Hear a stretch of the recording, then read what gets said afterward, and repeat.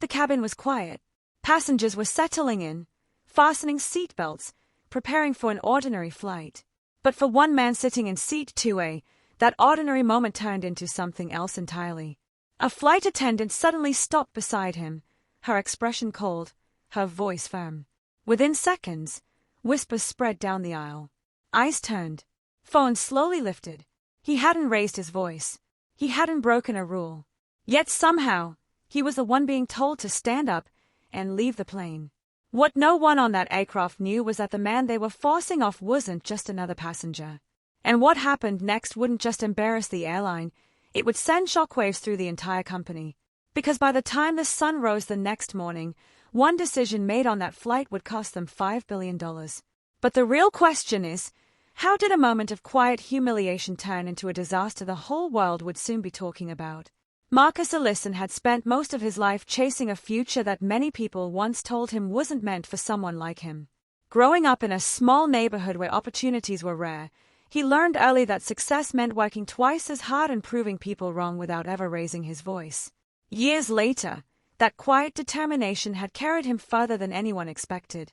Marcus had built a reputation as a brilliant business strategist, someone companies trusted when billions of dollars were on the line. Calm under pressure, thoughtful in every decision, he had slowly climbed his way to the top of one of the most powerful companies in the country. But on that night, none of that seemed to matter. Marcus wasn't thinking about boardrooms or billion-dollar deals. He was just another passenger trying to get home after a long week of meetings.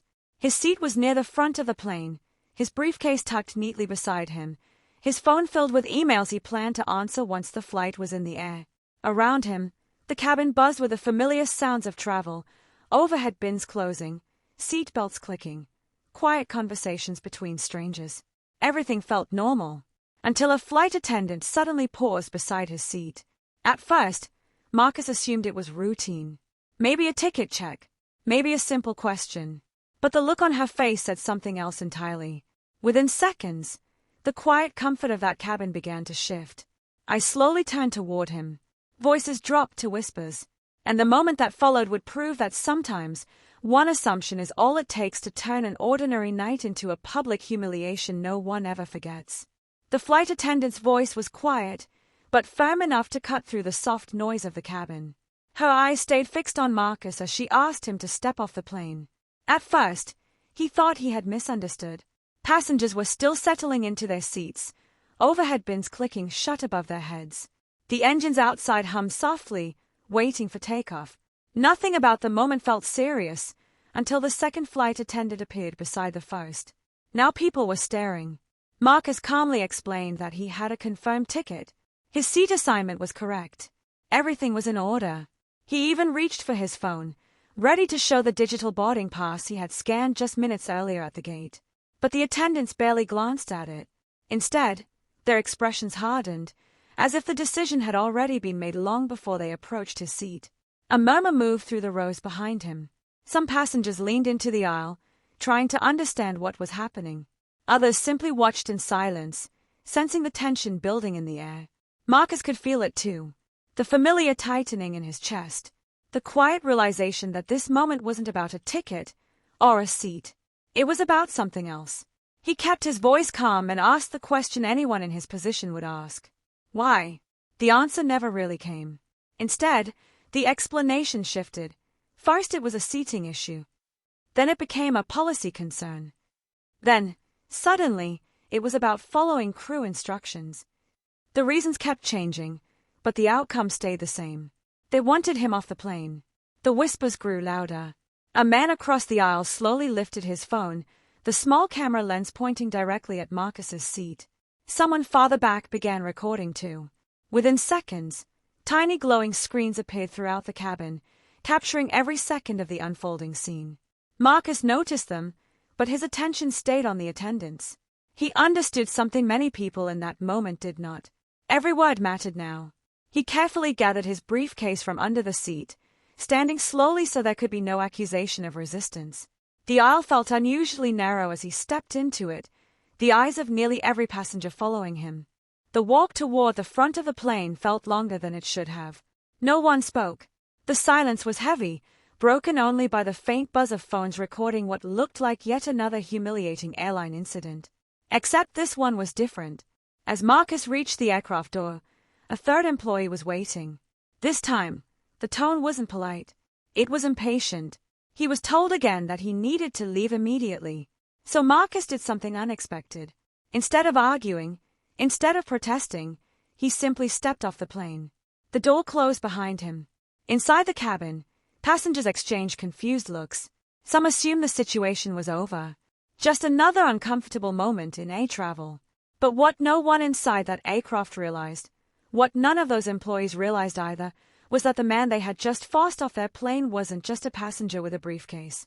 And by the time the video from those phones started spreading online, the airline was about to learn exactly who they had humiliated, and why that single moment was about to cost them more than anyone could imagine. By the time Marcus stepped into the quiet terminal hallway, the plane door had already shut behind him. Inside the cabin, the crew continued preparing for takeoff, acting as if the situation had been resolved. Another passenger removed. Another small inconvenience handled. But something unexpected was already beginning to unfold. Back on the plane, the passengers who had recorded the incident were uploading their videos. Short clips of the moment Marcus was asked to leave. The quiet confusion. The whispers. The uncomfortable tension in the aisle. Within minutes, those videos began spreading online. People started asking questions. Why was he removed?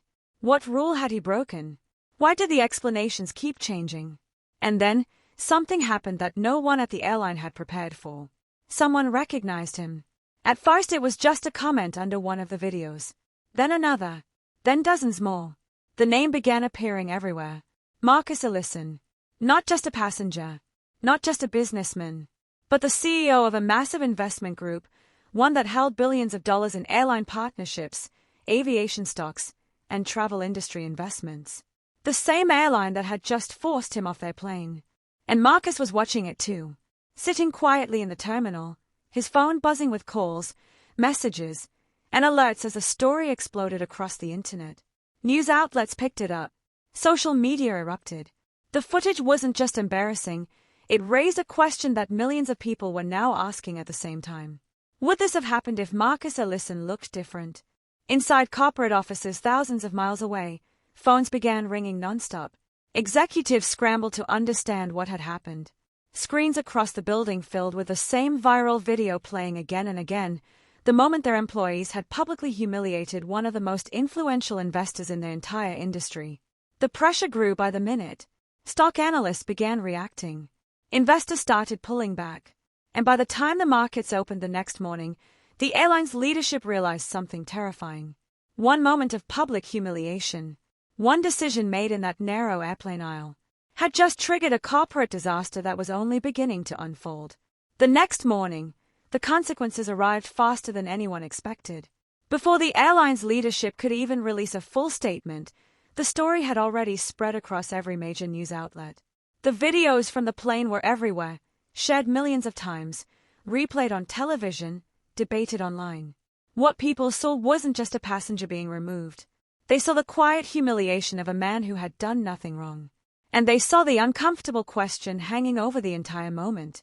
Within hours, the airline stock price began to fall. Investors grew nervous. Partners demanded explanations.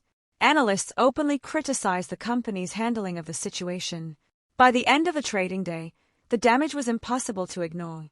Nearly $5 billion in market value had disappeared. But for Marcus Ellison, the story wasn't really about money. It was about something far more familiar. The moment he was judged before anyone truly listened. The moment assumptions replaced facts. The moment a successful, respected man became just another passenger someone believed didn't belong. Later that week, the airline issued a public apology. Internal investigations were launched. Policies were reviewed. Promises were made that something like this would never happen again. But apologies don't erase moments. And they don't erase the deeper truth that millions of people watching that video instantly recognized. Because for many, what happened to Marcus didn't feel surprising at all. It felt familiar. The kind of moment where dignity is questioned, respect is withheld, and someone is forced to prove their worth before they are treated fairly. Marcus eventually boarded another flight. But the conversation his story started didn't land when the plane did. It kept spreading. And maybe that's the real question this story leaves behind. If someone as powerful and accomplished as Marcus Ellison could be treated this way in front of an entire plane full of people, how many others face the same thing every single day, without cameras watching, and without the world paying attention?